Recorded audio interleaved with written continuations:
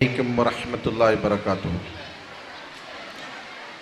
إن الحمد لله نحمده ونستعينه ونستغفره ونعوذ بالله من شرور أنفسنا ومن سيئات أعمالنا من يهده الله فلا مضل له ومن يضلل الله فلا هادي له وأشهد أن لا إله إلا الله وحده لا شريك له وأشهد أن محمدا عبده ورسوله أما بعد فقد قال الله تعالى في القرآن العظيم والفرقان المجيد فأعوذ بالله من الشيطان الرجيم بسم الله الرحمن الرحيم رب اشرح لي صدري ويسر لي أمري واحلل عقدة من لساني يفقهوا قولي رب يسر ولا تعسر إن أريد إلا الإصلاح ما استطعت ما توفيقي إلا بالله عليه توكلت وإليه أنيب.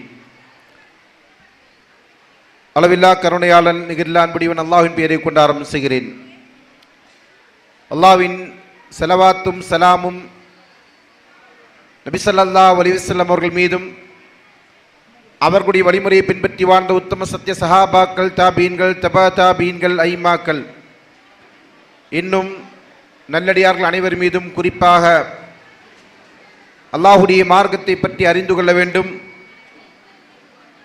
இந்த மார்க்கம் நமக்கு அறிவுறுத்துகின்ற அடிப்படையில் நம்முடைய வாழ்வில் அமைத்துக் கொள்ள வேண்டும். நாங்கள் எல்லாம் இந்த சன்மார்க்கத்தின் பெண்களாக இருக்கிறோம். அதல்லாமல் இங்கே தலைமையரையில் சொல்லி காட்டியதை போன்று தருதலை பெண்களாக இல்லை என்பதை பறைசாற்றும் வண்ணமாகத்தான் நம்முடைய சகோதரிகள், தாய்மார்கள் இங்கே அமர்ந்து கொண்டிருக்கிறார்கள். எந்த பெண்கள் மார்க்கத்தின் வரம்பை பேணாமல் மார்க்கத்தை கடைபிடிப்பதை தம்முடைய வாழ்வியலாக்கி கொள்ளாமல் இருந்து கொண்டிருக்கின்றார்களோ, சொல்லப்போனால் அவர்கள் நம்மை விட்டு தூரமாகவே இருந்து கொண்டிருக்கிறார்கள். இந்த கூட்டத்தில் நம்மை சார்ந்தவர்கள் அப்படி இருப்பவர்கள் இருப்பார்கள் என்று நாம் எண்ண முடியாது. ஆனாலும் கூட உபதேசங்கள் சொல்லப்படுகிற போது அது வயலுக்கு பாய்ச்சுகின்ற நீரை போன்று இடையில் அது சில புற்களுக்கும் பகிர்ந்து விட்டுத்தான் செல்லும் என்கிற அடிப்படையில் நாம் சொல்லுகின்ற செய்தி பொதுவானதாக உபதேசமாக இருக்கும். அது இங்கே இருந்து கொண்டிருக்கின்ற முத்தஹஜ்ஜபாத், ஹிஜாபை பேணக்கூடிய பெண்களாக இருந்து கொண்டிருக்கின்ற உங்களுக்கும், ஹிஜாபை பேணாதவர்களாக இருந்து கொண்டிருக்கின்ற பெண்களுக்குமான செய்தியாக இருந்து கொண்டிருக்கிறது. எனவே உபதேசத்தை பொறுத்தவரையில் நாம் திறந்த மனதோடு கேட்டுவிட்டு அதை ஒன்று நாம் நமக்கு பயனளித்துக் கொள்ள வேண்டும், பயன்படுத்திக் கொள்ள வேண்டும். அப்படி இல்லாவிட்டால் நம் சமூகத்தில் இருந்து கொண்டிருக்கின்ற ஏனைய பெண்கள் யார் அல்லாஹ்வுடைய வரம்பை பேணாமல் வாழ்ந்து கொண்டிருக்கின்றார்களோ அவர்களுக்கு நாம் அந்த சட்டங்களை, செய்திகளை கொண்டு போய் சேர்ப்பதற்கான, அவர்களுக்கு இதை எடுத்துச் சொல்வதற்கான ஒரு அறிவாக நாம் இதை பெற்றுக்கொண்டு இங்கிருந்து கலைந்து செல்ல வேண்டும். எனவே அன்பான எனது அருமை சகோதரிகளே, தாய்மார்களே, மனிதன் இந்த உலகில் நிரந்தரமாக வாழ்வதற்கு வேண்டி படைக்கப்பட்டவன் அல்ல என்பதை நாம் அனைவரும் ஆணித்தரமாக அறிந்திருக்கிறோம். அதுதான் நம்முடைய நம்பிக்கையும் கூட. அதன் அடிப்படையில் தான் நாம் நினைக்கிறோம் மறுமை என்கிற ஒரு வாழ்க்கை இருக்கிறது என்பதை உறுதியான நம்பிக்கை கொண்டு அந்த வாழ்க்கைக்காண்டி நாம் வாழ்ந்து கொண்டிருக்கிறோம். அப்படி வாழுகின்ற நாம் நம்முடைய இறுதி இலக்கு சொர்க்கம் என்கிற அந்த சொர்க்கத்தை அடைய வேண்டும் என்று சொன்னால் அல்லாஹ் நமக்கு விதித்திருக்கின்ற வரம்புகளை பேணிக்கொண்டு வாழ்ந்தாக வேண்டும். நாம் அந்த வரம்பை பேணாமல் இருப்பதற்குரிய காரணி யார் என்று கேட்டால் எல்லோருக்கும் தெரியும், ஷைத்தான். அந்த ஷைத்தான் ஆதம் அலைஹிஸ்ஸலாம் அவர்கள் சொர்க்கத்திலே படைக்கப்பட்டு அங்கே உலா வந்து கொண்டு இருக்கிற போது இந்த ஆடையுடைய விஷயத்தில் தான் அவன் என்ன செஞ்சான், முதல் குழப்பத்தை ஏற்படுத்தினான். அதன் மூலமாகத்தான் அங்கிருந்து என்ன செஞ்சாங்க, ஆதம் அலைஹிஸ்ஸலாம் அவர்களையும் நம்முடைய அன்னையான ஹவ்வா அலைஹிஸ்ஸலாம் அவர்களையும் அவன் என்ன செஞ்சான், வெளியேற்றினான். அல்லாஹ் தஆலா அல் குர்ஆனில் இதை பற்றி சொல்லி காட்டுகிறான். யா பனி ஆதம் லா யஃப்தினன்னக்கும் ஷைத்தானு கமா அஹ்ரஜ அபவைக்கும் மினல் ஜன்னah. ஆதமின் மக்களே, ஆதமின் பிள்ளைகளே என்று நம்மை அழைத்துக் கொண்டு அல்லாஹ் சொல்லுகிறான். உங்களுடைய பெற்றோர் இருவரையும் ஷைத்தான் குழப்பத்தில் ஆழ்த்தி அதன் மூலம் அவன் சொர்க்கத்தை விட்டு எப்படி அவர்களை இருவரையும் வெளியேற்றினானோ அதுபோன்று உங்களையும் அவன் குழப்பத்தில் ஆழ்த்தி சொர்க்கத்தை விட்டு தூரமாக்கி விட வேண்டாம் என்று அல்லாஹ் நமக்கு உபதேசிக்கிறான். எப்படி ஆதம் அலைஹிஸ்ஸலாம் அவர்களையும் ஹவ்வா அலைஹிஸ்ஸலாம் அவர்களையும் இந்த ஷைத்தான் வழிகெடுத்தான் என்று சொன்னால் அல்லாஹ் சொல்லுகிறான், யன்ஸி அன்ஹுமா லிபாஸஹுமா லியுரியஹுமா சௌஆத்திஹிமா. அவர்கள் இருவரும் அணிந்திருந்த ஆடை, நம்ம மக்களுக்கு ஒரு நம்பிக்கை இருக்கு, கற்காலத்தில் மனிதன் ஆடை உடுத்தல, எல்லாருமே அம்மனமாக தான் சுத்திட்டு இருந்தாங்க அப்படின்னு நம்ம நம்பிட்டு இருக்கிறோம். ஆனால் அல்லாஹ் தஆலா ஆதம் அலைஹிஸ்ஸலாம் அவர்களை படைத்து, எப்படிப்பட்ட படைப்பு அல்லாஹ் ஆதம் அலைஹிஸ்ஸலாம் அவர்களை படைத்தான்? ஆகச்சிறந்த அறிவாளி இல்லையா? அதனால தான் அல்லாஹ் மலாயிக்காவிற்கு முன்னால் ஆதம் அலைஹிஸ்ஸலாம் அவர்களுக்கு ஒரு தேர்வு ஏற்படுத்துகிறான்.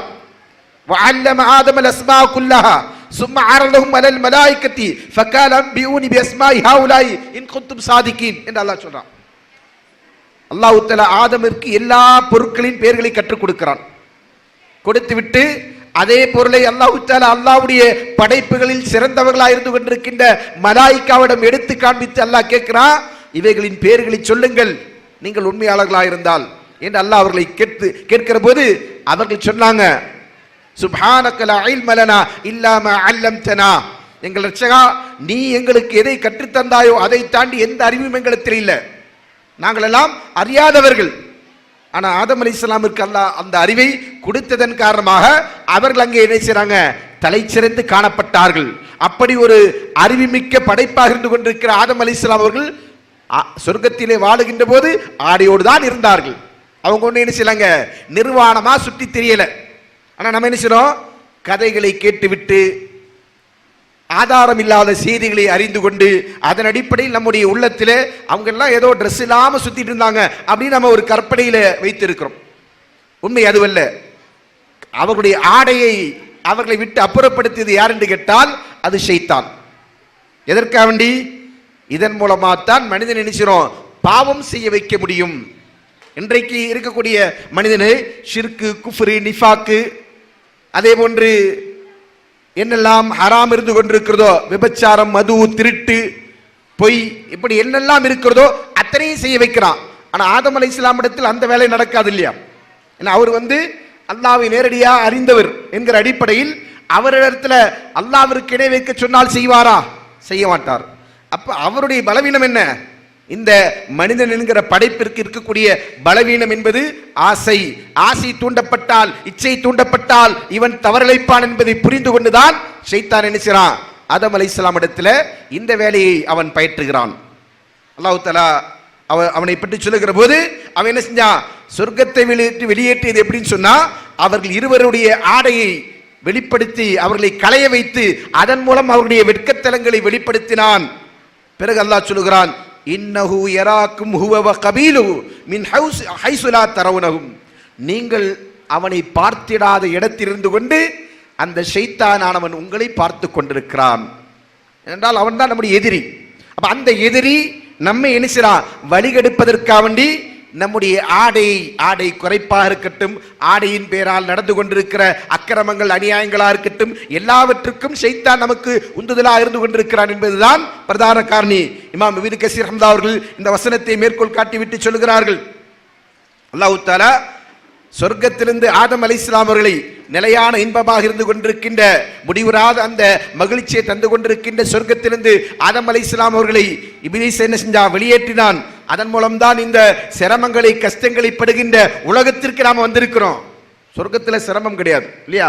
கஷ்டம் கிடையாது. ஆனா இப்படி உள்ள உலகத்திற்கு நம்ம வந்தோம். அதற்கு அவன் என்ன வழியை, என்ன காரணத்தை பயன்படுத்தலன்னு சொன்னா, ஹத்கி ஹௌரத்திஹி பஅத மா கானத் மஸ்தூரா. அவங்க ஹௌரத்து மறைக்கப்பட்டு தான் இருந்தது. அவன் என்ன செஞ்சான்? அந்த ஹௌரத்தை வெளிப்படுத்தினான். மறைக்கப்பட்டிருந்த அவருடைய மறைவிடங்களை வெளிப்படுத்துவதன் மூலமாகத்தான் ஷைத்தான் வெற்றி அடைந்தான் என்பதை இந்த வசனத்தில் அல்லாஹ் சொல்லி காட்டுகிறான் என்பதாக இமாம் இப்னு கஸீர் அவர்கள் சொல்லுகிறார்கள். அன்பானவர்களே, ஷைத்தானுடைய இலக்கு என்ன? மனிதர்களை நரகத்தின் பக்கம் அழைத்து செல்ல வேண்டும், சொர்க்கத்திற்கு சென்று விடக்கூடாது. இப்ப நம்மில் யாரெல்லாம் சொர்க்கம் செல்வதை ஆசையாக இல்லாதவர்களாக இருக்கிறார்களோ, சொர்க்கம் செல்ல வேண்டும் என்றது ஆசைப்படாமல் இருந்து கொண்டிருக்கின்றார்களோ, அவர்கள் எல்லாம் தாராளமாக என்ன செய்யலாம்? ஷைத்தானின் வழியை பின்பற்றலாம். அதுதான் இன்றைக்கு நடந்து கொண்டிருக்கிறது.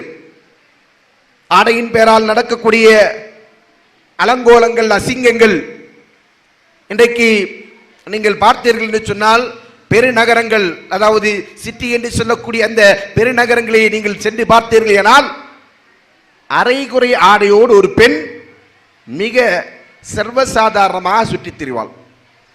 அதற்கு அவள் சொல்லக்கூடிய வாதம் என்ன தெரியுமா? என்ன சொல்லுவாங்க? இது எங்களுடைய சுதந்திரம், இது எங்களுக்கான ஃப்ரீடம், இதுல கூட நீங்க தலையிடுவீங்களா? நாங்க என்ன ஆடை உடுத்தணுன்றது நாங்க தான் முடிவு செய்யணும். என்னுடைய ட்ரெஸ் இஸ் மை சாய்ஸ், என்னுடைய சாய்ஸ். அதெல்லாம் நான் என்ன ட்ரெஸ் போடுறது என்னுடைய விருப்பம், அதை நீங்க சொல்லாதீங்க. இதே இந்த மெத்த படித்த மேதாவிகள் தான் ஒரு பெண் முழுமையா தன்னை மறைத்துக் கொண்டு ஆடை உடுத்துகிறார்கள் சொன்னால், அப்போது அவர்கள் சொல்லுகிறார்கள், இங்கே அடிமைத்தனம் இருந்து கொண்டிருக்கிறது, இங்கே என்ன செய்றாங்க? நிர்பந்திக்கப்படுகிறார்கள், அடக்கி ஒடுக்கப்படுகிறார்கள் என்கிற கூப்பாடை போட்டுக் கொண்டிருக்கிறார்கள். இது ஒரு முரண்பாடான வாதம். ஆனால் அதுதான் நடந்து கொண்டிருக்கிறது. இப்படி இருக்கக்கூடிய பெண்கள் என்ன செய்வாங்க? இது ஆபாசம் இல்லையா என்று கேட்டால், ஆபாசம் உன் கண்ணுல தான் இருக்கு. இங்க இருக்கு ஆபாசம் உன் கண்ணுல இருக்கு. அதனால தான் நீ என்ன செய்ற? நான் போட்ட ஆடையை பார்த்து நீ கிரிட்டிசைஸ் பண்ற, விமர்சிக்கிற என்று என்ன செய்வாங்க? அது அவருடைய சுதந்திரத்தில் நாம் தலையிடுவதா நினைத்து கொண்டு அவர்கள் பேசுவார்கள். இப்படிப்பட்ட ஒரு காலம் நிகழும் என்பதை, நேரும் என்பதை அல்லாஹ்வின் தூதர் ஸல்லல்லாஹு அலைஹி வஸல்லம் அவர்கள் நமக்கு முன்னறிவிப்பு செய்திருக்கிறார்கள். எனக்கு முன்னர் இந்த அவையில் தலைமையாற்றிய சகோதரி அவர்கள் சொன்னார்கள், அல்லாஹ்வின் தூதர் அவர்கள் சொன்ன ஒரு செய்தி, சின்ஃபானி மின் அஹ்லின்னார் மா அராஹுமா, நரகவாசிகளை சார்ந்த இரண்டு கூட்டத்தினர்கள், அவர்களை நான் கண்டதில்லை என்று சொன்னால், அல்லாஹ்வின் தூதர் ஸல்லல்லாஹு அலைஹி வஸல்லம் காலகட்டத்தில் அப்படிப்பட்ட ஒரு கூட்டம் இருக்கவில்லை. அது பிற்காலத்தில் தோன்றிய கூட்டம். குறிப்பாக சொல்ல வேண்டும் என்று சொன்னால், நம்முடைய காலத்தில் தோன்றிய கூட்டம். அதுல ஒரு கூட்டம் யாரு? காசியாத்துன் ஆரியாத்துன் மாயிலாத்துன் முமீலாத்துன், ஆடை அணிந்து கொண்டு நிர்வாணியா காட்சி அளிக்கக்கூடிய பெண்கள். இந்த நபிமொழிக்கு விளக்கம் சொல்லுகிற போது இமாம் நவவி ரஹ்மத்துல்லாஹி சொல்லுகிறார்கள், இந்த ஹதீஸ் அல்லாஹ்வின் தூதருடைய அற்புதங்களில் ஒன்று, நுபுவத்துடைய அற்புதங்களில் ஒன்று. ஏனென்று சொன்னால், இந்த இரண்டு தரப்பினர்களும் அல்லாஹ்வின் தூதருடைய காலகட்டத்தில் இல்லாமல் என்ன செய்றாங்க? ரசூல் ஸல்லல்லாஹு அலைஹி வஸல்லம் அவர்களை பற்றி அறிவிப்பு செய்கிறார்கள். இமாம் நவவி ரஹ்மத்துல்லாஹி அவர்கள் ஏறத்தாழ அல்லாஹ்வின் தூதருடைய காலகட்டத்திற்கு பிறகு 600 ஆண்டுகள் கழித்து பிறந்தவர். 700 ஆண்டுகள் கழித்து பிறந்தவர். அவர் சொல்றாரு, எங்க காலத்தில் அந்த மாதிரி இருக்கிறாங்க. இப்ப இன்னைக்கு காலத்துல அதோட உச்சம் தொட்ட ஒரு காலகட்டத்தில் நம்ம உட்கார்ந்து இருக்கிறோம். சொல்றாங்க, அந்த காசியாத்து யார் என்று சொன்னால் அவர்களுக்கான விளக்கத்தை சொல்லுகிற போது, தக்ஷிப் பாலஹு இல்ஹாரல் ஜமாலிஹா, தன்னுடைய அழகை மக்கள் பார்க்க வேண்டும் என்பதற்காக வேண்டி தன்னுடைய தோற்றங்களில், தன்னுடைய உடைகளில் என்ன செய்றாங்க? சிலவற்றை வெளிப்படுத்தி காட்டக்கூடியவர்களாக இருப்பார்கள். அல்லது தல்பசு சௌபன் ரகீகன் யசிஃபு லௌன பதனிஹா, உடலின் வர்ணத்தை வெளிப்படுத்துகின்ற ஆடை உடுத்திருப்பார்கள். இன்னைக்கு சில ட்ரெஸ் எல்லாம் இருக்கு. அது எப்படின்னு சொன்னா, அவங்களுடைய ஸ்கின் டோன், ஸ்கின்னுடைய கலர் என்னவோ அது அப்படியே என்ன செய்யுது? அந்த ட்ரெஸ்ஸா போட்டிருப்பாங்க. அது என்ன செய்யும்? நமக்கு அவங்க ட்ரெஸ் போட்டிருக்காங்களா அல்லது அவங்களுடைய தோல் அப்படி இருக்கா அப்படின்றதே தெரியாது. அந்த மாதிரியான உடை உடுத்தி கொண்டு பப்ளிக்கிலே உலா வருகின்ற பெண்கள் இருந்து கொண்டிருக்கிறார்கள். அவர்களை பற்றித்தான் அல்லாஹ்வின் தூதர் அவர்கள் இந்த செய்தியிலே சொல்லி இருக்கிறார்கள் என்பது நபி ஸல்லல்லாஹு அலைஹி வஸல்லம் நுபுவத்திற்கான ஒரு சான்றாக அற்புதமாக இருந்து கொண்டிருக்கிறது என்று சொன்னார்கள். அது மட்டுமல்ல, அவர்களுடைய வேலை என்ன? மாயிலாத், அவர்கள் என்ன செய்வாங்க? பிறரை தங்களின் பக்கம் அவர்கள் சாய்ப்பார்கள். பொதுவாக யாரெல்லாம் உளவியல் படித்திருக்கிறார்களோ, அதே போன்று ஆண் பெண் என்கிற இந்த இரு பாலினத்தவர்களுக்குரிய இயல்புகளை அறிந்திருக்கிறார்கள். அவர்கள் சொல்லக்கூடிய செய்தி என்னன்னு சொன்னா, பெண் பார்க்கப்படுவதனால் தூண்டப்பட மாட்டாள். ஒரு காட்சியை பார்க்கிறார் என்று சொன்னால் அந்த காட்சியின் மூலமாக பெண்ணுக்கு என்ன செய்யாது? ஆசை உண்டாகாது. தூண்டப்பட்டால் தான் ஆசை உண்டாகும். ஆனால் அதற்கு நேர் மாற்றமான ஒரு படைப்பா யார் இருக்கிறான்? ஆண் இருக்கிறான். அவன் ஒரு பெண்ணை பார்த்தால், ஒரு காட்சியை பார்த்தால் அவனுக்கு இச்சை உண்டாகும். அப்படி இருக்கிற போது ஆபாசியம் என்பது என்னுடைய ஆடையில் இல்லை, உன்னுடைய கண்ணில் இருக்கிறது என்று சொல்வது எப்படி இருக்குன்னு சொன்னா, மிளகாத்தூளை அள்ளி போட்டுட்டு கண்ணில் தூக்கி போட்டு என்ன சொல்லும், எரிச்சல் என்பது மிளகாத்தூள்ல கிடையாது, உன் கண்ணில் இருக்கு என்று சொல்வது எப்படியோ அது போன்ற ஒரு வாதமாக இருந்து கொண்டிருக்கிறது. அதைத்தான் என்ன செய்றாங்க இந்த பெண்ணை வாதிகள் என்று சொல்லக்கூடியவர்கள் இன்றைக்கு சொல்லிக் கொண்டிருக்கிறார்கள்.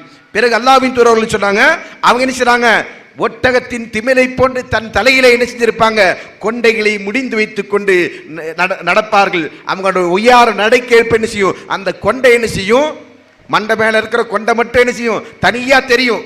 அதுலயே அவங்க தெரிஞ்சுக்கலாம். பின்னாடி பார்த்தா என்ன செய்யணும், ஒரு பார்வை முன்னாடி போய் பார்க்கணும்னு என்ன செய்யணும், பின்னாடி உள்ளவனுக்கு தோணணும். அது மாதிரி என்ன செய்வாங்க, கொண்டை அமைத்துக் கொண்டு செல்லக்கூடிய பெண்கள் என்பதாக அல்லாஹ்வின் தூதர் ஸல்லல்லாஹு அலைஹி வஸல்லம் அவர்கள் அவர்களை என்ன செஞ்சிருக்கிறாங்க, சொல்லி இருக்கிறாங்க. அப்ப நரகத்து பெண்கள் என்று அல்லாஹ்வின் தூதர் அவர்களால் அடையாளப்படுத்தப்பட்ட பெண்களின் தோற்றத்தை இன்றைக்கு கடைபிடிக்கக்கூடிய சில பெண்கள் நம்முடைய சமூகத்தில் இருந்து கொண்டிருக்கிறார்கள். அதே நேரத்தில் ஹிஜாபை பேணுகின்ற பெண்கள், அவர்களை பொறுத்தவரையில் ஹிஜாபுடைய வரைவிலக்கணம் என்ன, சட்டங்கள் என்ன என்பதை அறிந்து கொண்டு கடைபிடிக்கிறார்களா என்று கேட்டால் அதிகமானவர்கள் இல்லை.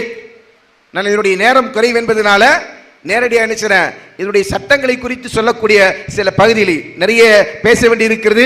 ஹிஜாபுடைய சம்பந்தமா அல்லாஹ் தஆலா அல் குர்ஆனில் இறக்கி இருக்கக்கூடிய வசனங்கள், சூரத்து நூருடைய 24 அத்தியாயத்துடைய 31, 32 ஆகிய வசனங்கள், அதே போன்று சூரத்துல் அஹ்ஸாப் என்று சொல்லக்கூடிய 33வது அத்தியாயத்தின் 32, 33 ஆகிய வசனங்கள், அதே அத்தியாயத்துடைய 49, 51 வரையுள்ள வசனங்கள், இதிலெல்லாம் அல்லாஹ் தஆலா நினைச்சான் பெண்கள் அவருடைய ஹிஜாபை எப்படி அமைத்துக் கொள்ள வேண்டும் என்பதை பற்றி சொல்லுகிறான். அதில் ஒரு வசனம் அல்லாஹ் சொல்லுகிறான், யா நிசா அன்-நபி லஸ்துன்ன கஹதிம் மினன் நிசாய், நபியின் மனைவிமார்களே நீங்கள் ஏனைய பெண்களை போன்றவர்கள் அல்ல. இனித்தகைத்துன்ன, நீங்கள் அல்லாஹ்விற்கு அஞ்சினீர்களானால் ஃபலா தக்லஅன பில் கௌலி, நீங்கள் மென்மையான முறையில் பிற ஆண்களிடத்தில் பேசாதீர்கள், குலைந்து பேசாதீர்கள், உங்களுடைய பேச்சிலே நளினம் இருக்கக்கூடாது என்று அல்லாஹ் சொல்லிவிட்டு ஃபயத்மா அல்லதி ஃபீ கல்பிஹி மர்துன், அப்படி நீங்கள் பேசினால் எந்த நபருடைய உள்ளத்திலே சபலம் இருக்கிறதோ அவன் என்ன செய்வான், ஆசை கொள்வான், அவனுக்கு இச்சை உண்டாகும். பாருங்க அல்லாஹ் தஆலா இந்த இரண்டு ஜெண்டருடைய இயல்பு என்ன, ஏன்னா படைத்தவன் தான் என்ன செய்றான், தன்னுடைய படைப்பை பற்றி நன்கறிந்தவன். அலா யஅலமு மன் ஹலக வஹுவல் லத்தீஃபுல் கபீர், அல்லாஹ் கேட்கிறான் படைத்தவன் அறிய மாட்டானா? சுப்ஹானல்லாஹ், படைத்தவனுக்கு இல்லையா படைப்பை பற்றி நன்றாக தெரியும் என்று அல்லாஹ் கேட்டுவிட்டு சொல்றான், அவன் தான் யாரு, நுட்பமான நுண்ணறிவாளன். அந்த அடிப்படையில் அல்லாஹ் என்ன செஞ்சிருக்கிறான், ஆணையும் பெண்ணையும் படைத்தவனுக்கு தெரியும் நீங்கள் எப்படி பேசினால் ஒரு ஆண் உங்களுடைய பேச்சிலே மயங்குவான் என்று. அதனால அல்லாஹ் சொல்றான், நீங்க என்ன செய்யாதீங்க, நளினமாக குழைந்து மென்மையாக மெல்லிய குரலில் அவர்களிடத்தில் பேசாதீர்கள். வேற எப்படி பேசணும், கட் அண்ட் ரைட்டா பேசணும். இப்படி பேசணும், கட் அண்ட் ரைட்டா ஒரு பெண் என்ன செய்யணும், ஒரு ஆணிடத்தில் பேச வேண்டும் என்பதுதான் மார்க்கம் நமக்கு சொல்லுகின்ற வரையறை. அன்பானவர்களே, நாம என்ன செய்றோம், ஹிஜாப் என்று சொன்னால் ஒரு குறிப்பிட்ட ஆடை என்று மட்டும் எடுத்துக்கொள்ளாதீர்கள், அது ஹிஜாப், மாற்று கருத்தில்லை. அதே அந்த ஹிஜாபுடைய தொடர்ச்சியாகத்தான் அல்லாஹ் இதையும் நமக்கு சொல்லி காட்டுகிறான். நீங்க பேசும்போது எப்படி பேசணும், அதுவும் உங்களுடைய ஹிஜாப். இது ஆடை ஹிஜாப் என்று சொன்னால் அது பேச்சிற்கான ஹிஜாப் என்று நாம் நினைக்கிறோம், அதை கடைபிடிக்க வேண்டி இருக்கிறது. அப்படி பேசினீங்க சொன்னா அல்லாஹ் தஆலா சொன்னா அவர்கள் உள்ளத்தில் நோயுள்ளவர்கள் சபலம் கொள்வார்கள் என்று சொல்லிவிட்டு வகுல்ன கௌலம் மஅரூஃபா, நீங்கள் நல்ல வார்த்தை பேசுங்கள். வகர்ன ஃபீ புயூத்திகுன்ன வலா தபர்ரஜன தபர்ருஜல் ஜாஹிலியத்தில் உலா, உங்களுடைய வீடுகளில் நீங்கள் என்ன செய்யுங்க, அப்படியே தங்கி இருங்கள்.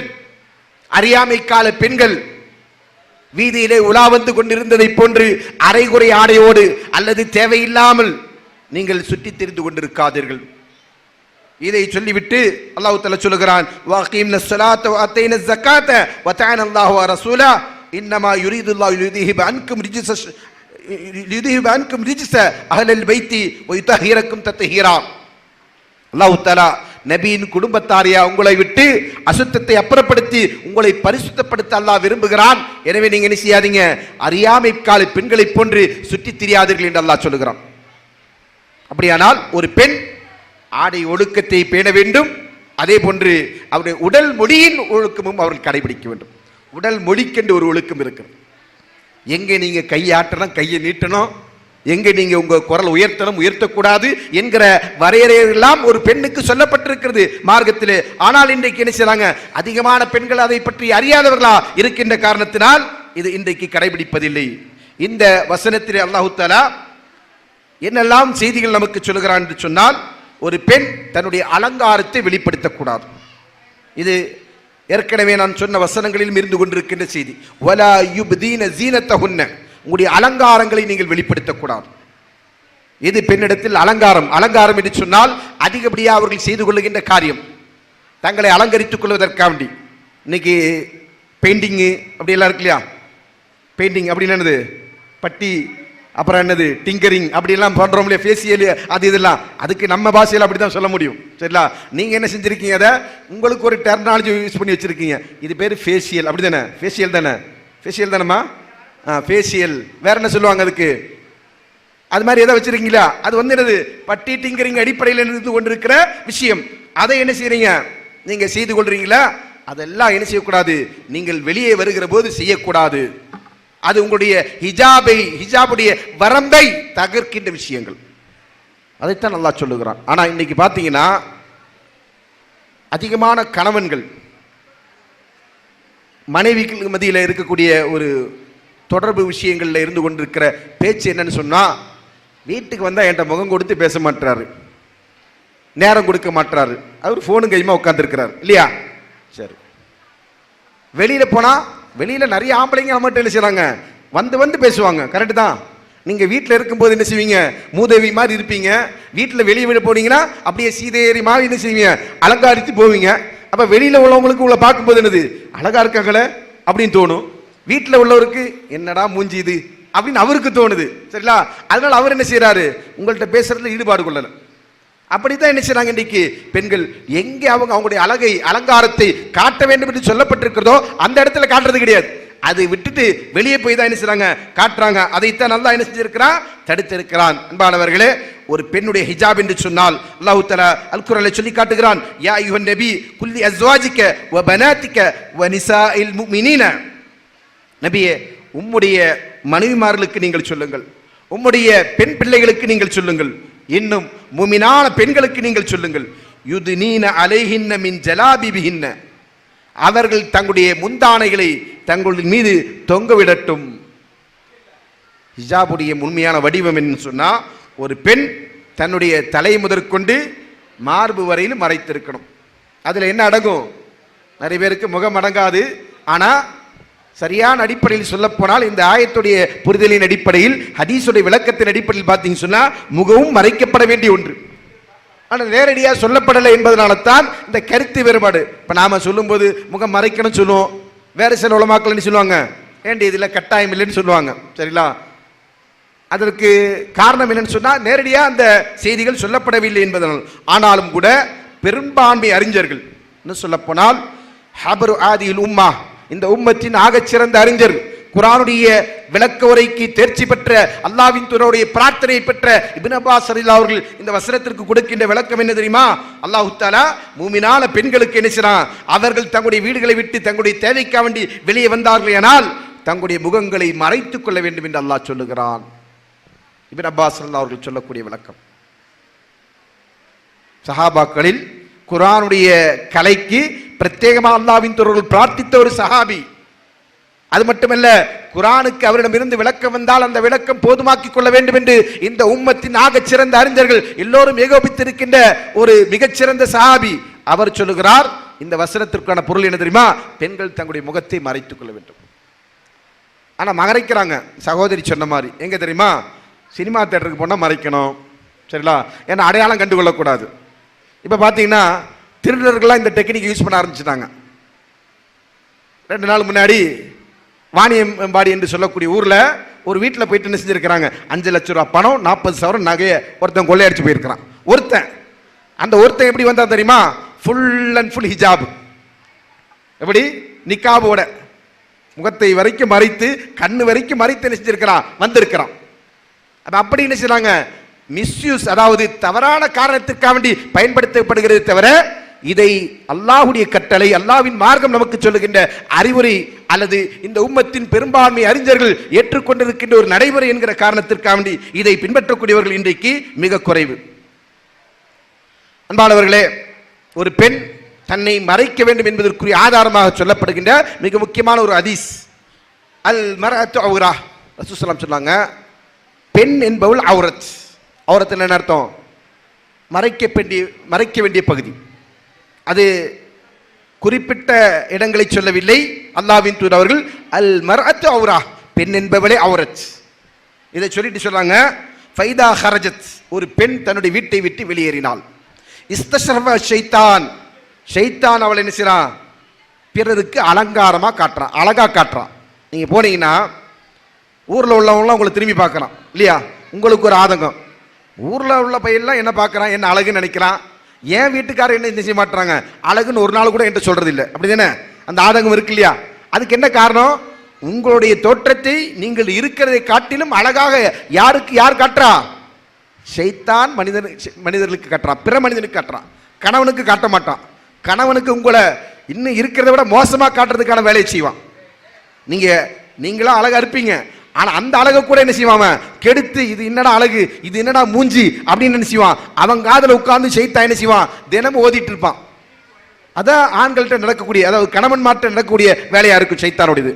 ஆனா உண்மையில் அதே ஷைத்தான் என்ன செய்றான், நீங்க வீட்டை விட்டு வெளியே போனீங்கன்னு சொன்னா மற்ற ஆண்களுடைய பார்வைக்கு உங்களை என்ன செய்றான், அலங்காரமா அழகா காட்டுறான். என்னவோ பேரழகி போற மாதிரி அவன் என்ன செய்யணும், உங்களை பார்க்கணும் அப்படின்ற அளவுக்கு அந்த ஷைத்தான் அவர்களுக்கு மத்தியில் என்ன செய்றான், தூண்டுதலை உண்டாக்குகிறான் என்பதை அல்லாஹ்வின் தூதர் அவர்கள் சொல்கிறார்கள். அன்பானவர்களே, இதன் காரணமாகத்தான் பெண்கள் முகத்தை மறைக்கிறது. ஏன்னா உங்களுடைய அழகு என்பது எங்க இருக்கு?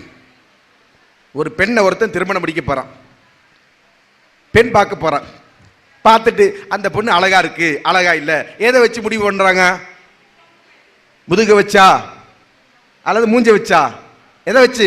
முகத்தை வைத்துக் கொண்டுதான் என்ன செய்றாங்க, இந்த பெண் அழகா இருக்கிறாள், இந்த பெண் நிறமா இருக்கிறாள், கலரா இருக்கிறாள், அப்படி என்ன செய்றாங்க, அந்த பெண்ணுடைய அந்த தோற்றங்களை என்ன செய்றாங்க, தீர்மானிக்கிறாங்க. அப்ப அதற்குரிய அளவுகோல் முகம் என்று சொன்னால் அந்த முகம் மறைக்கப்பட வேண்டிய ஒன்று என்பதுதான் இதனுடைய சரியான நிலைப்பாடு. அதுல கருத்து வேறுபாடு இருக்கிறது என்பதை நான் ஏற்றுக்கொள்றேன்.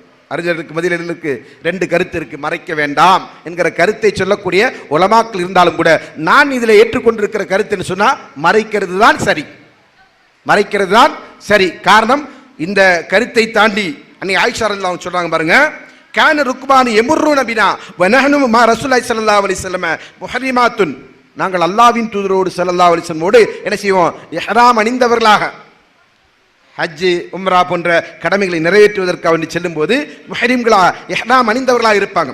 அப்படி நாங்கள் செல்வோம். ஃபஹிதா ஹாது பினா அஸ்தலத் அஹதுனா ஜில்பாபஹா மின் ரஅசியா அலா வஜ்ஹியா, ஏதாவது ஒரு அந்நியான் எங்களை கடந்து போக நேர்ந்தா நாங்க என்ன செய்வோம், எங்களுடைய ஜில்பாப் அப்படின்னு சொன்னா தலையில போடக்கூடிய அந்த மக்களா இருக்கு இல்லையா, அதற்கு அரபியில சொல்லக்கூடிய பேர் தான் ஜில்பாப். அந்த ஜில்பாப் நாம என்ன செய்வோம், இங்கிருந்து அப்படியே முகத்திற்கு நேராக தொங்க விட்டுக் கொள்வோம். இங்கே ஒரு விஷயத்தை நீங்க கவனிக்கணும், ஒரு பெண் முஹரிமா இருக்கும்போது, இஹ்ராம் அணிந்திருக்கிற போது முகத்தை மறைக்க கூடாது, முகத்தை மறைக்க கூடாது. அதுக்கு முன்னாடி மறைக்கலாம், அதுக்கு பின்னாடி மறைக்கலாம், அதான் அதற்கான காரணம். அந்த நேரத்தில் மறைக்கக்கூடாதுங்கிற தடை எதற்கு என்று சொன்னால், அந்த இடத்திற்கு சென்றால் பொதுவாக ஹரமுடைய அந்த எல்லைக்குள் செல்லுகிற போது ஒவ்வொரு மூமினுக்கும் ஒவ்வொரு மூமினாத்துகளுக்கும் என்ன இருக்குன்னு சொன்னா, நாம் அல்லாஹ்வை வணங்க வந்திருக்கிறோம், அல்லாஹ்வுடைய புனித இடத்தில் இருந்து கொண்டிருக்கிறோம் என்கிற அந்த பேணுதல், அந்த தக்வா அவர்கள் என்ன செய்வாங்க, தங்களுடைய இச்சையான சிந்தனை விட்டு தடுத்து விடும். அந்த இடத்துல ஒரு பாதுகாப்பு இருக்கிறது. ஆனால் அது எல்லா இடத்திலும் கிடையாது. அப்ப நாம் என்ன செய்யணும், மற்ற இடங்களில் நாம் என்ன செய்யணும், அந்த மார்க்கத்தின் பாதுகாப்பு வரம்பை பேணுவதற்காக என்ன செய்யணும், முகத்தை மறைப்பது சரி. இன்னும் சொல்லப்போனால் இப்னு ஹஜர் அஸ்கலானி அவர்கள் ஃபத்ஹுல் பாரி என்கிற ஹதீஸ் நூலுக்கு விளக்கமுறை எழுதுகின்ற போது அவர்கள் சொன்னார்கள்,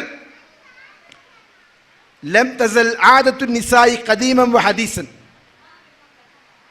பண்டைய காலத்திலும் சரி அவர்களுடைய காலகட்டம், இமாம் அவர்கள் 9ஆம் நூற்றாண்டில் வாழ்ந்தவர், அவர் சொன்னார், எங்களுடைய காலகட்டத்திலும் சரி எங்களுக்கு முன்பாக இருந்த காலகட்டத்திலும் சரி பெண்களுடைய வழக்கம் என்று சொன்னா அவர்கள் அந்நியர்களை பார்த்து தங்களுடைய முகத்தை மறைக்கக்கூடியவர்களாக இருந்தார்கள். அந்நிய ஆண்கள் வந்தா என்ன செய்வாங்க, முகத்தை மறைக்கிறது அவங்களுடைய வழக்கம் என்று என்ன செய்றாங்க இமாம் சொல்லி காட்டுகிறார்கள். இமாம் இப்னு உசைமீன் ரஹ்மத்துல்லாஹி அவர்கள், இமாம் இப்னு பாஸ் ரஹ்மத்துல்லாஹி அவர்கள் போன்ற அறிஞர்கள் எல்லாம் சமகாலத்தில் வாழ்ந்த அறிஞர்கள். அவங்க என்ன செய்றாங்க, ஒரு பெண் தன்னுடைய முகத்தை மறைப்பதுதான் சிறந்தது என்கிற கருத்தை சொல்லுகிறார்கள். அதிலே கருத்து வேறுபாடு இருக்கிறது என்பதை ஏற்றுக்கொள்கிறோம் என்பதோடு இதை நாம் கவனத்தில் கொள்ள வேண்டும். அடுத்ததாக இந்த தலைப்பில் நீங்கள் முக்கியமாக அறிந்திருக்க வேண்டிய சில செய்திகள். ஹிஜாபுடைய ஷர்த். நம்ம ஹிஜாப் எடுத்துறோம் இல்லையா, அந்த ஹிஜாப் மார்க்கம் சொல்லுகின்ற வரையறைக்குள் எப்போது வரும் என்று சொன்னால், முதலாவது நம்முடைய உடலின் முழு பகுதியையும் அது மறைக்கக்கூடியதாக இருக்கணும். ஹிஜாப் எப்படி இருக்கணும், முழு உடலையும் மறைக்கக்கூடியதாக இருக்கணும். ஹிஜாபே அலங்காரமாக இருக்கக்கூடாது. இன்னைக்கு பார்த்தீங்கன்னா ஹிஜாபு வாங்க போயிட்டு கடையில் போயிட்டா என்ன கேட்பாங்க, கல் வச்சது இல்லையா, ஏன் முள் வச்சது வாங்கிக்கிங்களா, நல்லா இருக்குமே, என்னது கல் வச்சது முள் வச்சது போட மாட்டீங்களா, அதை என்ன செய்யறது கேட்கறது அவங்கள்ட்ட போயிட்டு, கல் வச்சது இல்லையா, டிசைன் பண்ணது இல்லையா, இல்லது ஒவ்வொரு இடத்திற்கும் ஒரு கலர், இங்கே ஒரு கலர் இங்கே ஒரு கலர், இந்த ஜிகினா மாடல்கள் அப்படி என்ன செய்யறது, அப்படியான ஹிஜாபு, இதெல்லாம் ஹிஜாப். இப்படி யாராவது ஹிஜாப் உடுத்துறீங்கன்னா அவங்க ஹிஜாப் உடுத்தவில்லை. நீங்க வெறும் ஒரு கருப்பு ஆடையை அல்லது ஒரு குறிப்பிட்ட வர்ணத்திலான ஆடையை உடுத்துவதற்கு பேர் அல்ல இஸ்லாமிய ஷரியாவில் ஹிஜாப் என்பது. ஹிஜாப் என்பதில் அலங்காரம் இருக்கக்கூடாது என்பது அவருடைய இரண்டாவது நிபந்தனை. மூன்றாவது, அந்த ஹிஜாப் நம்முடைய உடலின் கனப்பரிமாணங்களை வெளிப்படுத்தக்கூடிய விதத்தில் இருக்கக்கூடாது. இங்கே அதிகமான பெண்கள் ஸ்கார்ஃப் போட்டிருப்பாங்க, தலைக்கு மக்கனா போட்டிருப்பாங்க. எது வரைக்கும் தான் இருக்கும், இந்த ஷோல்டர் வரைக்கும் தான் இருக்கும், பின்னாடி எவ்வளோதான் இருக்கும், ஷோல்டர் வரைக்கும். சில பேர் எப்படி சுற்றி கட்டியிருப்பாங்க, அவங்க கட்டினது எப்படி தான் இருக்கும், கழுத்து வரைக்கும் இருக்கும், ஷோல்டர் முது வரைக்கும் இருக்கும், அவ்வளோதான். அதுக்கு கீழே என்ன செய்யாது, ஓப்பனாக இருக்கும். அப்போ எதற்கு நீங்கள் ஹிஜாப் போட்டிருக்கிறீங்க? ஹிஜாப் என்பது உங்களை எது வரைக்கும் மறைக்கணும், இந்த தலை முதல் மாறுபடி பகுதி. முகம் என்பது நான் சொல்லிட்டேன், கருத்து வேறுபாடு உள்ளது. நீங்கள் முகத்தை காட்டுறீங்க, அது உங்கள் விருப்பம், சரிங்களா. ஆனால் இங்கேயாவது நீங்கள் முழுசாக மறைக்க வேண்டுமா வேண்டாவா? உங்களை யதார்ச்சியாக ஒரு ஆண்மகன் பார்க்குற போது கூட உங்களுடைய முகத்தையும் உங்களுடைய மார்பையும் அவன் பார்க்கக்கூடிய நேரம் வாய்ப்பு இருந்து கொண்டிருக்கிறது. அப்படின்றத நீங்கள் என்ன செய்றீங்க, கவனமற்று இருக்கிறீர்கள். எனவே அந்த உடலுடைய கனப்பரிமாணங்கள், அதாவது இறுக்கமானதாகவும் இருக்கக்கூடாது. இப்போ நான் ஆண்களாக இருந்தால் என்ன செய்யலாம், அவங்களுக்கு கொஞ்சம் இருக்க இருந்தால் பிரச்சனை இல்லை. ஆனால் பெண்கள் அறவே என்ன செய்யக்கூடாது, அவருடைய உடலுடைய வடிவத்தை தெரியும் வண்ணமாக அந்த ஆடை இருக்கவே கூடாது. நான்காவதாக, அந்த ஆடை விசாலமானதாக இருக்க வேண்டும், ஃப்ரீயானதாக இருக்கணும், லூஸாக இருக்கணும். ஐந்தாவதாக, அத்தர் பூசிய நறுமணங்கள் பூசியதாக அந்த நறுமணங்கள் பூசியதாக அந்த ஆடை இருக்கக்கூடாது. எந்த ஒரு பெண் நறுமணம் பூசி வெளியே செல்கிறார்களோ பைய கதா வக்கதா அல்லாஹ்வின் தூதர்கள் சொன்னாங்க. அவள் யாரு, என்னென்ன பெண்களை சார்ந்தவர்கள் என்று யாரை அல்லாஹ்வின் தூதர்கள் அடையாளப்படுத்தினான்னு சொன்னா, எந்த பெண் சமூகத்திலே மோசமான அடையாளத்தோடு இருக்கிறாளோ அந்த பெண்ணை சார்ந்தவர்கள் என்று சொன்னார்கள். அல்லாஹ்வின் தூதர் அவர்கள் மிக சொற்பமாகத்தான் மனிதர்களை இழிவுபடுத்துகின்ற மிக மோசமான வார்த்தையை பயன்படுத்துவார்கள். அப்படி ஒரு இடம் பெண்களுடைய விஷயத்தில் என்ன செஞ்சிருக்கிறாங்க, நீங்கள் நறுமணத்தை பூசிக்கொண்டு பிற ஆண்களுக்கு முன்னால் வருகிறீர்கள் சொன்னால் அதை அல்லாஹ்வின் தூதர்கள் கண்டித்திருக்கிறார்கள். அப்போ அந்த மாதிரியான ஆடையா நம்முடைய ஆடை இருக்கக்கூடாது. ஆறாவதாக, ஆண்களுடைய ஆடைக்கு ஒப்பானதாக இருக்கக்கூடாது. ஆண்களுடைய ஆடைன்னு சொன்னால் பேண்ட்டு ஷர்ட்டு. அதனால தான் ஹிஜாபுடைய சட்டத்தை சொல்லுகிற போது அறிஞர்கள் சொல்லுவார்கள், நீங்கள் கீழேந்து போடக்கூடியதாக ஹிஜாப் இருக்கக்கூடாது. எப்படி இருக்கணும், மேலேந்து போடக்கூடியதாக இருக்கணும். ஏன்னா உங்களை என்ன செய்யணும், மேற்பகுதி தான் உங்களுக்கு முதன்மையா மறைக்கப்பட வேண்டிய பகுதி. அதன் அடிப்படையில் மேலிருந்து அணியக்கூடியதா உங்களுடைய ஹிஜாப் என்கிற ஆடை இருக்கணுமே தவிர ஆண்கள் அணிவதை போன்று பேண்டு ட்ரௌசரு அப்படிலாம் இருக்கக்கூடாது. அடுத்ததாக, முஸ்லிம் அல்லாத பெண்கள் அவர்களுக்கு என்று ஒரு ஆடை கலாச்சாரம் இருக்கு இல்லையா, அந்த கலாச்சாரத்தை ஒத்ததாகவும் உங்களுடைய ஆடை இருக்கக்கூடாது. அவங்களுடைய ஆடை வேற, நம்முடைய ஆடை வேற. நமக்கு அல்லாஹ் என்ன செஞ்சிருக்கிறான், கட்டளையிட்டு இருக்கிறான், உங்களுக்கான ஆடை இதுதான் என்று. அல்லாஹ்வின் தூதர் அவர்கள் நமக்கான ஆடையை வரையறுத்து தந்திருக்கிறார்கள். அவங்களுக்கு யார் சொல்லி தந்தா, அவங்களுக்கு யாரா சொல்லி தந்தாங்களா, இந்த ஆடை உடுத்தணும், இந்த வடிவத்தில் இருக்கணும், இந்த நிறத்தில் இருக்கணும் என்றெல்லாம் யாராவது சொல்லி தந்தாங்களான்னு கேட்டால் கிடையாது. அப்ப அதன் அடிப்படையில் தான் அதிகமான ஹிஜாப் என்பது எந்த நிறத்தில் இருக்கு, கருப்பு நிறத்தில். ஏன், கொஞ்சம் கூட யாரையும் அட்ராக்ட் பண்ணாத கலர் கருப்பு. யாருமே என்ன செய்ய மாட்டாங்க, கவனிக்காத ஒரு நிறம் கருப்பு. கவனத்தில் கொள்ளப்படுகிற நிறங்கள் இருக்கு இல்லையா, எது அட்ராக்ட் பண்ணப்படுமோ, சில கலர்லாம் இருக்கும், பளிச்சுன்னு இருக்கும், அந்த கலர் என்ன செய்வாங்க, அந்த கலருக்காண்டியே பார்க்க வேண்டியிருக்கும். அப்படியான கலர்களான ஹிஜாபு கூட அணியக்கூடாது. ஆனால் இன்றைக்கு நம்முடைய சமுதாயத்தின் பெண்கள் ஹிஜாப் அணிகின்றவர்கள். நம்ம பேசுறது யாரை பற்றி அல்ல, அணியாதவர்களை பற்றி நம்ம பேசலை. ஏன்னா அவங்க நம்ம சப்ஜெக்டே கிடையாது. அதை முன்னோரையில் சொன்னாங்க, அஜித்தை கடவுள் என்றும் திருவிழாக்களில் சென்று நடனமாடிக்கொண்டும் தங்களுடைய மானத்தை மார்க்கத்தை விற்றுக்கொண்டு வாழக்கூடியவர்கள். அப்படிப்பட்ட இழிப்பராடி பிறவிகளாக இருக்கக்கூடியவர்கள் இங்கே யாரும் இருக்க மாட்டாங்க. அப்போ மார்க்கத்தை பேணுகிற நாம் என்ன செய்யணும், ஹிஜாபிற்குரிய வரையறை என்ன என்பதை அறிந்து கொண்டதை பேண வேண்டும். அல்லாமல் ஹிஜாபை நாம் போட்டுவிட்டோம் என்று நமக்கு நாமே திருப்தி ஏற்படுத்திக் கொள்ளக்கூடாது. நம்மளை திருப்திப்படுத்துறதுக்கா ஹிஜாபு போடுறோம்? நாம் யாருக்காக ஹிஜாபை அணிகிறோம்? நம்மை படைத்த அகிலங்களின் ரட்சகனாகி அல்லாஹ்விற்காக வேண்டி, அவன் சொன்ன கட்டளையை நிறைவேற்றுவதற்காக வேண்டி, அல்லாஹ்வின் தூதருடைய வழிகாட்டுதலை நடைமுறைப்படுத்துவதற்காக வேண்டி. அப்படியானால் நாம் எப்படி ஹிஜாப் அணியணும்? ஹிஜாபுக்கென்று மார்க்கம் என்ன வரம்பு வரையறை சொல்லி இருக்கிறதோ அதன் அடிப்படையில் அதை பேண வேண்டும். எனக்கு கருப்பு பிடிக்காது, கருப்பு தான் என்று இல்லை, கருப்பு அல்லாத அட்ராக்ஷன் இல்லாத எல்லா கலரும் பயன்படுத்தலாம். கருப்பதில் சிறந்தது, கருப்பதில் சிறந்தது. ஏனென்றால் சஹாபிய பெண்கள் கருப்பு நிறத்திலான ஆடையைத்தான் அணிந்தார்கள். அது அதில் கூடுதலான சிறப்பு என்கிற காரணத்தினால். அதே நேரத்தில் கலர் கலரா உடுத்துவது என்பது ஹிஜாபா என்று கேட்டால் இல்லை. நீங்க நாங்க தான் ஃபுல்லா மறைச்சிருக்கிறோம் என்று சொன்னாலுமே அது ஹிஜாபுடைய வரம்பு வரையறைக்குள் வராது என்பதை நாம் புரிந்து கொள்ள வேண்டும். அன்பான சகோதரிகளே, அல்லாஹ்வுடைய மார்க்கத்தின் வரம்புகளை பேணி நடக்கக்கூடியவர்களாக நாம் இருந்தோம் என்று சொன்னால் நாம் உண்மையிலே இந்த உலகத்தில் முஸ்லிமாக வாழ்வதனுடைய அர்த்தம் நமக்கு அதன் மூலமாக கிடைக்கும், அதனுடைய நன்மை நமக்கு கிடைக்கும். நாம் இந்த உலகத்தில் எப்படி முஸ்லிமா வாழ்ந்து அல்லாஹ்வின் மீது நம்பிக்கை கொண்டு அல்லாஹ்வுடைய மார்க்கத்தை பேணி நடக்கிறோமோ இதற்கான நற்கூலி மறுமையில் நமக்கு நிச்சயமாக கிடைக்கும். அல்லாஹ் தஆலா அப்படிப்பட்ட நல்ல பாக்கியத்தை அடையக்கூடிய நல்ல தௌஃபீக்கினை நம் அனைவருக்கும் வழங்கட்டும் என்ற பிரார்த்தனையோடு இந்த உரையை நிறைவு செய்கிறேன். வாஹிர் அல்ஹம்துலில்லாஹி ரப்பில் ஆலமீன். அஸ்ஸலாமு அலைக்கும் வரஹ்மத்துல்லாஹி வபரகாத்துஹு. ஜஸாக்குமுல்லாஹு கைரன்.